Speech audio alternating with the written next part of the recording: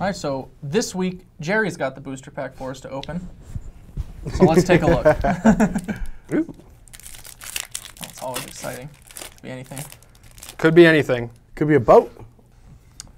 We've got an assassin token for starters. Always good. That is a couple dollars. Yeah. Then we've got Ash Zealot in the rare slot. Playable, but not exactly exciting. Our uncommons are Selesnya Charm, Rakdos Ragemutt, Brush Strider. And the top playable commons are Dead Reveler, Splatter Thug, Eyes in the Sky, Centaur's Herald, Knightly Valor, and if you're being a little generous, I guess we've got Goblin Electromancer. Well, I like that guy. This I pack like is that guy deep. too. Yeah. Like Yeah. it tables for everyone too. Yep, a lot of playables in the pack, a lot of different colors, a lot of different guilds. So, I guess let's just cut to the chase. What's your pick, Brad? Selesnya Charm. It's not even close. I agree that it's not close, and I would take Splatter Thug. Okay, so we've got Splatter Thug, we've got Selesnya Charm. I'm going to go ahead and let Jerry start off. Why is Splatter Thug the pick? I like Splatter Thug over Dead Reveler because it doesn't let them block with like a 3/3 and a 1/1 to kill it. Sure. So I think that being a 3/3 first strike, even though it dies to Annihilating Fire, is still better than the 3/4. And Splatter Thug also goes into 2 archetypes. Like I can draft Rakdos or Izzet, and that card's great. Whereas Dead Reveler is good in Rakdos, but like depending on how your Golgari deck is, it might not be the best.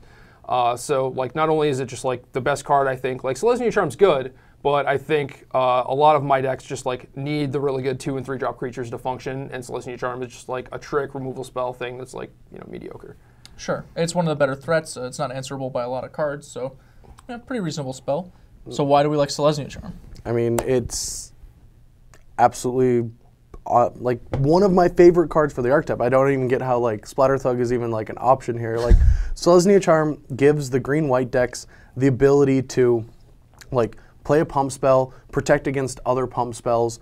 It's a token if you like overpopulate, like if you have just a bunch of populate in your draw and no tokens to make, you can make a bunch of 2/2s. Not the greatest solution, but being able to kill the dragon or the big creature on the board is also like very important, and almost every matchup has something bigger than your like 3/3s or 2/2s. So Selesnya Charm just gives you every option. It allows you to beat cards like Deviant Glee and Spectral Flight. I forgot the name of it. Pursuit of Flight. Pursuit of Flight.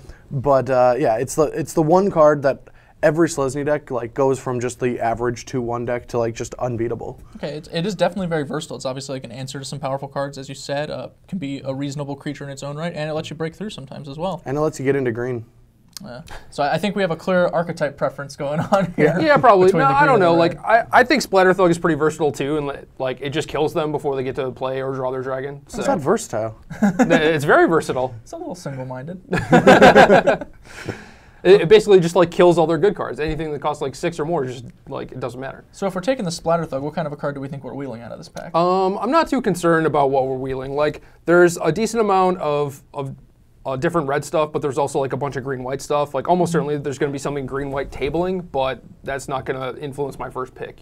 For the first few picks, I'm just going to take like the best card out of every pack and then kind of like settle into something. So if I take like Selesnya Charm and like know that for say like Brush Strider is going to table or something, if I end up being in Rakdos, then that tabling isn't really going to matter. So for pack 2 or something, that might change my pick. But Sure, when you're trying to fill in different spots in the curve. yeah. Yep. What about you? Do you think it's a big deal that you might get to wheel one of these sweet cards, like an Eyes in the Sky or Brush Strider?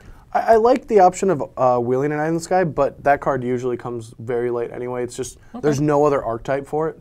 So like it's really bad in the Like the Blue Azorius Attack, decks, yeah.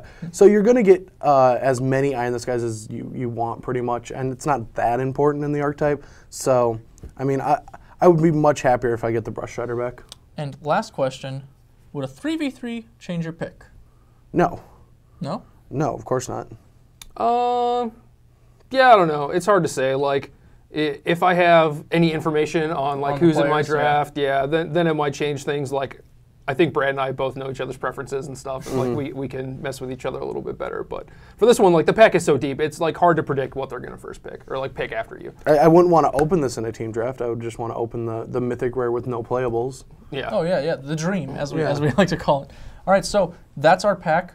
That's their picks. You can put your own pick in the comments. We're going to go ahead and move on to our next segment. Don't put it in the comments. It's just going to destroy Jerry. Oh, no, that's... I'm fine with that. Bring it.